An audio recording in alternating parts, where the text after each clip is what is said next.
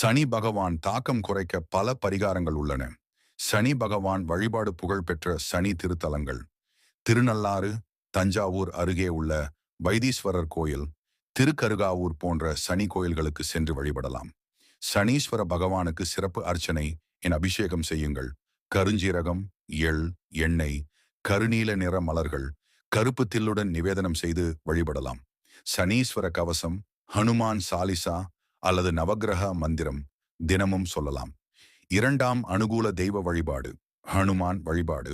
சனி பகவானின் கண்ணோட்டத்தை சமாளிக்க ஹனுமான் வழிபாடு சிறந்தது.